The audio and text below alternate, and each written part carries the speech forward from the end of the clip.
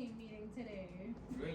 Really? Is it fun? Is it fun? I don't know. I think it will be fun. All right. Well, let's see. Let's see what happens. Good morning. Good morning. All right. Good morning. All right. I want to ask you, how's the market? Great. Why some people are not saying that? Why is there some people outside the United States or even here that are saying, hey, things are not going my way, I'm going to wait? Do you have any buyers saying, I'm going to wait?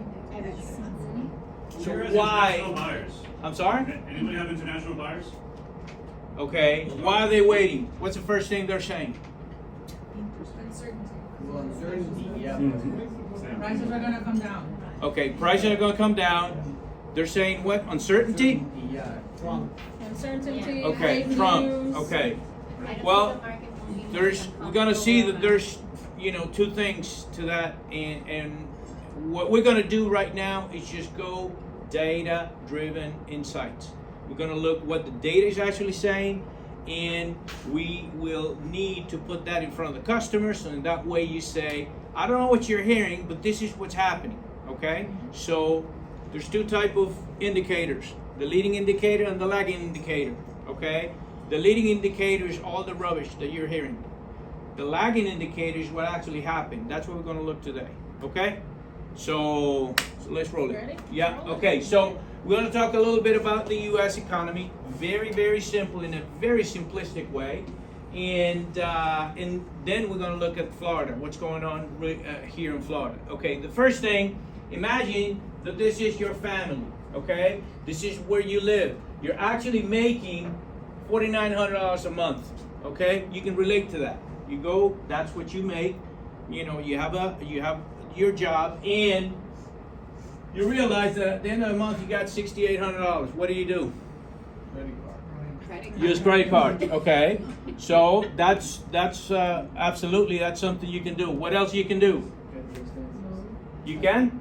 Cut the expenses. Okay, you cut the expenses. That's another one. That's important. What else you can do? Sell your house and move. Make more money. Okay, you can make more money. Okay, what else? Sell your house and move. Sell your house and move. That'll be kind of like reducing expenses. Is that right? Yeah. Okay. What else can you do? Get a loan. Get a loan? Let's go into debt. We already said that. So going into debt and reducing, but there's a third one that we can do. Okay? Well, we can reduce expenses, you can rack up the credit card and loans, or you can invite Uncle Joe to come and live in with you. How does that look like? Perhaps Uncle Joe is going to bring additional income. Uncle Joe is going to invest. He's going to have, I don't know, he's going to start making cookies. He's going to start investing in our house, doing something, and that investment will be money coming in because he's going to buy some things. Perhaps he's going to hire. He's going to do something there because he knows how to make money. So it's something that we call investment. Now, look at the numbers. 49, 68, you read 1,800. You still read 1,800. This is the only thing you can do, okay? This is the U.S. income statement in trillions of dollars. The one before was in dollars. This one is in trillions. This is the U.S. situation, meaning $4.9 trillion. This is the income. That's how much money the U.S. makes. The expenses is 6,800. The deficit is 1.8 trillion. That is exactly what's going on. So how you do that? Well, the government can reduce expenses. We all know how that's been going and everything, what they put in the money and everything. They can acquire some debt. Well, guess what? They don't need to loan it from anybody. They just print it because they own the machine that makes the money. So the only thing they do, printing money. Printing money is the way that they actually get loans. That's it. And the other one is invite the world to invest in the U.S. Perhaps hop on a plane and bring $3 trillion of investment. I don't know if that sounds familiar. So that is basically what you do. That's the only thing you can fix this. So let's talk about the first thing. I'm not going to go into reducing expenses because we all know how hard that is. Most of the administration have said that they're going to reduce expenses. At the end, they don't, and so that's a long story. That's polemic. I'm not going to go. Not going to go into there. Now, but the next thing that we're going to talk is increasing income through tariffs. That's a very, very nice way. You can also increase income through investment, and you can reduce expenses. We already said that. So we need to immediately reduce the deficit. The deficit is what? $900 billion, almost $1 trillion worth of debt. And how are we going to do that? By tariffs.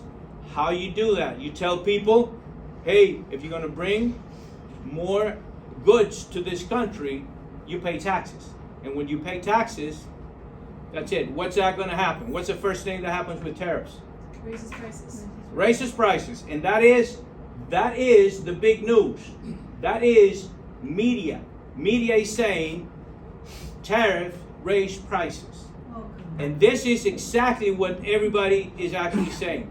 The issue is that it is true, you can get different things. You can get people coming from one place, and you can buy the goods from one country, or you can buy it from another country.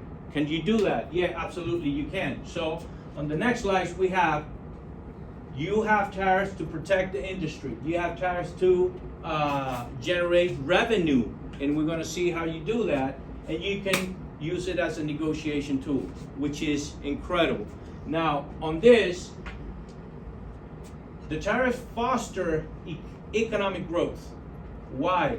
Because rather than doing something at a price, one cost structure, you do it at a different cost structure. So let's see. What are the main components of real estate to build a house? You got concrete, okay. You got lumber, Cement. and you got what? Cement. Yeah, concrete, lumber. You got steel, and perhaps you got labor. Okay, let's just make that. So what's going to happen to labor? I don't know what's going to happen to labor. It could go up and down. Right now, we don't see a big change. However, wood might go up a little bit because of what we've done with Canada. However, steel may come down, okay? And then the concrete kind of remains stable. So if one goes up and the other one comes down, did it change? Yes. Did tariffs increase prices? Yes, it did in one sector, but the other one actually brought it down. So the composition, the cost composition of the real estate at this moment is basically remaining stable. Some things are going up, some other things are actually going down. What has happened to the cost of gas? It actually came down.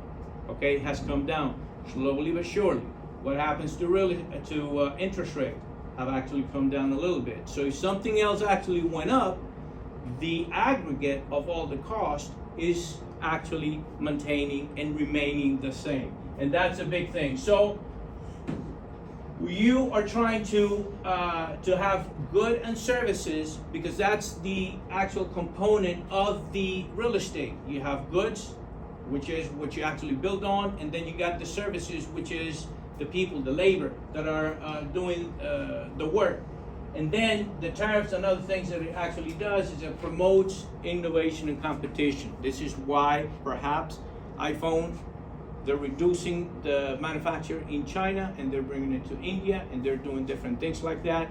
At that moment, you get to see that is the iPhone going up in price? It hasn't. Up until this moment, it hasn't. It's remained the same. Is it going to go up in the future? I don't know. But they already came up with lower prices on different models. Why? Because they wanted to make sure that they keep competitive. Because you got other people actually bringing Samsung and other brands. So that is a very simple example. So you get to see what could be going on. All right. So these are the world, not the word, the world economy. Okay. USA, that's the size of our economy. China, that's the size of the economy. This is the representation of the whole world in China. And this is against the US. So 60% of the economy, China's economy, is United States. Therefore, we'll almost double. We're not there, but it will almost double. You can say 60-40. So we are a very huge in consumption. However, look at the deficit. That means that they are actually importing more to the U.S. than we are exporting to their countries. And if this is what's going on, you get to see where the $900 billion that we saw before are going. So who are the biggest culprits? The biggest culprits are China, Mexico, Europe, Canada, and you get to see how big the world is. So here are the main things. So how you fix that? Well, you can fix it through tariffs. And when you fix it through tariffs, we have a $36 trillion worth of debt. It's a lot of accumulated debt. Therefore, we need to reduce it. 122% of the GDP and 70% of the owners of the banks and people here in the United States actually owe that debt. And it's not sustainable. So a disruption is necessary. A disruption is never painless. Always somebody is gonna bleed. Always somebody's gonna be in the back seat, and they're gonna be hurting. Okay, Ford is humming, and they're saying, "Hey, we love it." All this about tariffs, but when you start talking about somebody who actually sells a lot of goods from China, they're hurting because of their components. All right. So disruption also takes courage. Why? Because you're shaking the economy. And unfortunately, as you saw, the United States has the biggest consumption. Therefore, what's going to happen? When you disrupt the U.S. economy, you're disrupting pretty much the world economy. All right? So if we fix this, we're at $900 billion. So you fix half of the problem. So how you fix the other half? Perhaps Uncle Joe. And that's what you do. You bring people, you go out to the world and you tell them, hey, invest here, invest here. And those investments are going to be money coming in. So do you guys see that money will be coming in? Have you heard the news about ChatGPT, all the data centers that they're building, all the investment that is coming in? 160 planes ordered to Boeing. All of that is going to be done here in the United States. All of that are investments.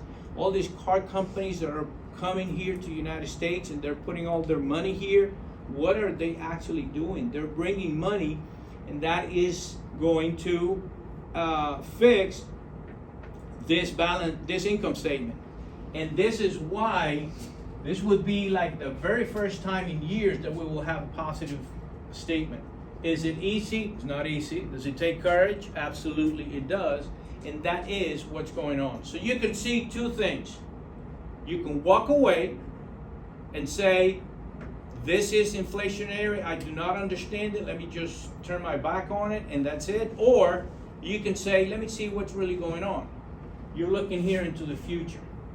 So some people say you cannot fix that in 2 or 3 months. I absolutely agree with you. However, the beginning is the beginning. At some point you need to start.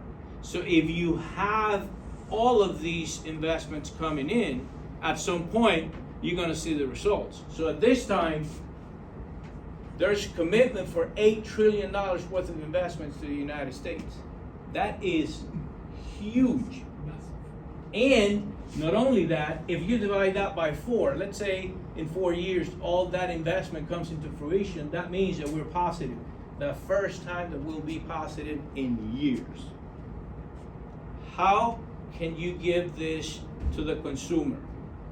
Let's go to Florida. Let's see how you make this big, massive conversation. How can you bring it to the consumer? Okay?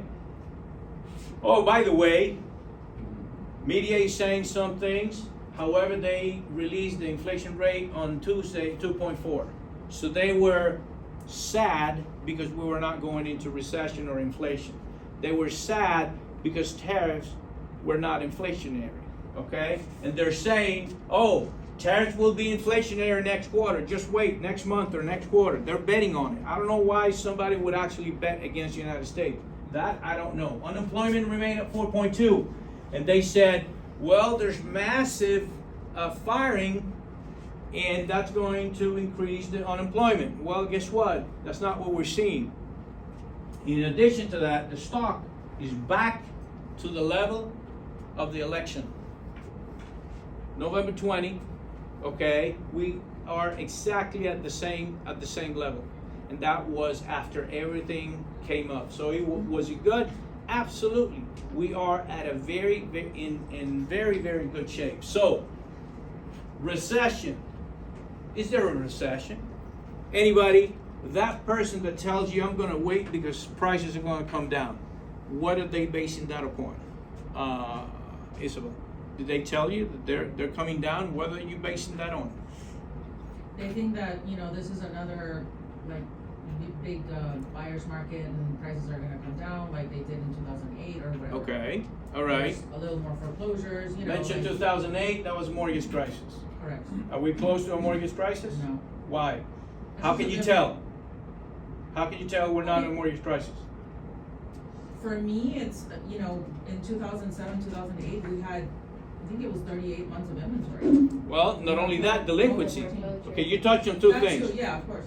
But the mortgage loans that we prices have are very different too. I mean, back then you could get a loan if you could fog a mirror. That's right. In addition to that, loans are being paid, and properties have equity. Yes. If properties have equity, Yeah. that means that you're going to pay or you're going to sell, People have a value there. and the market will stay healthy. Yeah. Okay. So what else are they telling you, Julian? What else is that particular customer telling you that, hey, some things are going to go bad? No, they just don't know what's gonna happen in the short. All right, so perhaps inflation, because everybody's saying tariffs bring prices, cost of living up. If that's the case, inflation was caused by unemployment. You got inflation 2022. You got COVID. Therefore, I don't see. This is history. This is data. This is what has caused downtrend markets in real estate. Okay? And when you see all of this and you see their explanations, do you see anything that is going on at this moment that will trigger a recession? Unemployment, we just saw it, 4.2, very healthy. Oil prices are coming down because we're drilling. That's it, and we're going back to the levels that we had years ago. Okay, do we see .com or something that is happening? No, we have a mortgage, very healthy, and I don't think that we'll have any, hope to God that we don't have any other issues with COVID or anything like that. So history is telling us that there will not be any inflation, any high interest rates, oil prices, or anything like that. Therefore, most of the people, of the big shot guys like banks, mutual funds, and hedge management funds, they're saying there's no inflation in the horizon. Okay? However, that's the news. Unemployment 4.2. Oil price is 62. Historically is 82. So we're below. Okay? Here, inflation, we're below also. Okay? 3.28 is a historical average. We're at 231. COVID, out to God, I don't know. I mean, if a meteor comes to Earth and, we're done. I know. Everybody will be done. Isabel. So what specifically do we tell our customers that are having these doubts so that they can understand this picture and then they can kind of ease and we can start doing deals? I am glad you asked. All right, so Florida. We go back here. Florida is ranked number 6 in economy. And you can see here, in economy is the number 1. There's various indices that actually get you to that. So you can say, you mentioned it, inventory is the number 1 driver. Okay, have we checked the inventory, how it is? Yeah. How's the market, inventory-wise? Inventory is increasing. Inventory is increasing, okay. What else? How's the velocity of sales? Okay? So that's 6 months, yeah. So it's less than 6 months. We are a balanced market altogether. We're a balanced market, 6.4, which is not bad. Okay? So that's the number one. Interest rates, they're actually coming down. What happens when interest rates come down? Historically, prices go up. So if historically we have interest rate coming down and prices going up, that is a good rebuttal. Okay? What else they tell you? Inflation? We just saw inflation numbers. They're not happening. So what else can we tell them? Perhaps affordability? Yes, we have an issue, and this is exactly the same reason why the opportunity we're so low at 47. And the state is so low at 47 because of an affordability issue. Things are very expensive, especially in Miami. Okay, so let's dig in a little bit more. Business environment, number 16. Employment, number 16. That's really good. Growth, number 1. That means that we are growing. More people are coming in. So if so many people are coming in, how in the world are we going to be in a recession? Because there's so many people coming in.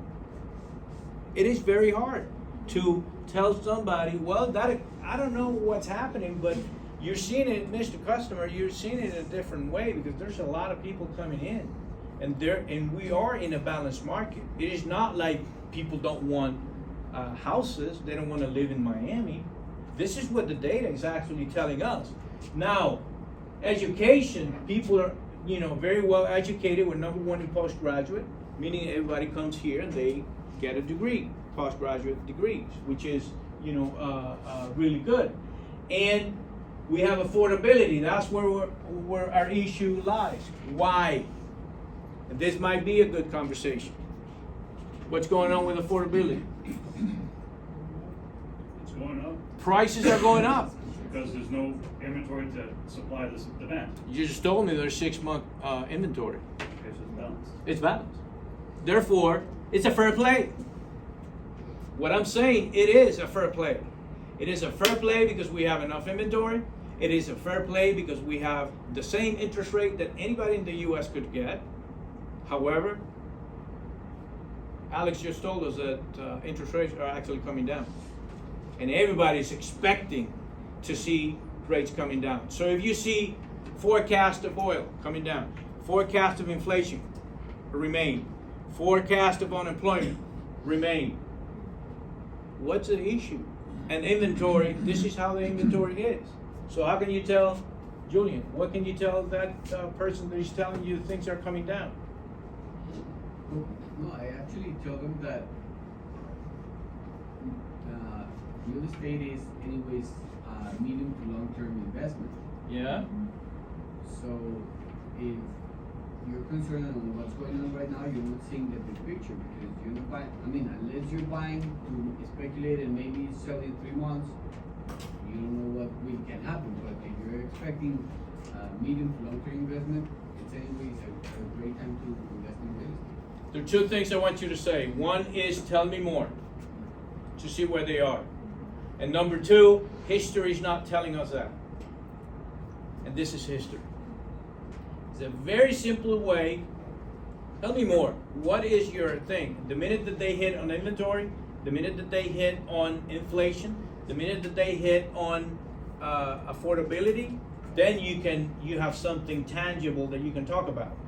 But that is not what he's telling you. So what's going on in Miami-Dade? Miami-Dade with the number 1 county in Florida. There's no county in Florida that sells the most than Miami-Dade. Highest prices, highest everything. 14% of the state's total. So everything that happens in Florida, 14% happens in Miami-Dade. Okay? And with the number 14 county in the U.S. We're competing with Manhattan, we're competing with LA, we're competing with Chicago, we're competing with the highest luxury markets, and that is our ranking at number 14. And we're still growing. And that means there's still space to keep on growing. Therefore, if you buy right now, Mr. Buyer, you can expect that your property will be worth more because not only that's what history is telling us, but that's what we see because there's so many people trying to come to Miami. And that's what the data is telling us. I'm not making this up. This is just data. All right. So 63.8% of labor force participation, meaning lots of people are actually working. A lot. Okay. And when you get to see that the national is 62, that little 1% in a lot of million inhabitants in Florida, that's a lot. 1.4 million employees, and we are definitely above the state employment of 58. So what else can you tell them, Humberto? I understand manufacturing. You said manufacturing. I don't want to get political, but I'm going to get very simple. The Biden jobs were from the government. Trump's jobs are manufacturing. Governmental jobs are actually, they can go away at any time. They don't produce, they don't make any money. Manufacturing jobs, they actually do. Because they not only make the goods and services that they're doing, but they immediately propel additional indirect work. And they are for a long time. They're not for short term. So that is one of the biggest difference between one and the other administration. My understanding is Miami-Dade is trying to make manufacturing factory. Absolutely, absolutely. Everybody, I mean, United States completely. I mean, people do not understand how big all these investments are and what's the impact. The impact of investment is that you got so many people actually, ingrained to start working, and that is kind of like the first domino of the whole chain. Diego. Yes, government workers cost us money. We pay for them through our taxation. Industrial jobs are putting money into the treasury and into multiple industries that support that. So it creates an economic boom. That is right. That is right. So that's basically where we are. I want you to know Miami-Dade has a 6.7% job growth. Look at the national rate, 3.1. So when somebody tells you things in Miami might not be good, you can actually tell them, hey, you got 3.1 as a national average, and we got 6.7 just in Miami. Yes, sir. Because of the influx of money coming in, it's not, for real estate agents, it's a little bit different. It's because you have a lot of investment funds coming in. I have a hedge fund, and my hedge fund is coming down from the New York area and so many others like Goldman Sachs. And by the time that they're coming here, you're bringing a different class of people, and they're bringing their family and their friends with them. Yeah. So they're not just buying $1 million property, they're buying one for their mother, they're buying one for their in-laws, they're buying one for their family. So now you're having buyers who are repeat buyers. So this is why in this unique space, Miami is poised, and especially realtors, to make more money than ever before. And you touched on a point that is very good, that we touched on a point very much, which is that the people moving out are being replaced with higher income people. Yeah. And that is something huge, and this is how cities actually grow. So you're 100%. Is there a question in Zoom? No, she wanted to hear repeat what he said. Okay, what he said. Who was that? Because I did not recognize the voice. Okay. This is, by the way. Yeah. Okay. No, it's a visitor. Okay. Oh. Okay. Okay. No. Because I'm in agreement, and I don't know if other people know about this, and I just wanted to chime this in. That I have been on top of this for some time now. I also worked for companies that are multinationals, and I did work with China, and I did work with Europe. The point that whoever was the visitor said that if people don't know, Citadel has, which is Ken Griffin, that bought the last piece of land that is empty on what is it, Brickle? Yes, and Liz, yes. that is a great comment. That is a great comment, and I'm gonna stop you there because there's so many people buying in Miami, and I would say never say never. It's never the last piece because they are buying small buildings and they're tearing them down, building something else. So. No, just really quick. He, if I'm not mistaken, Citadel, thinking about their families, and I have been saying this now for some time now, they have invested an entire wing at Gulliver. Yeah. So I don't know if anyone has seen the Gulliver campus off of 67th Avenue.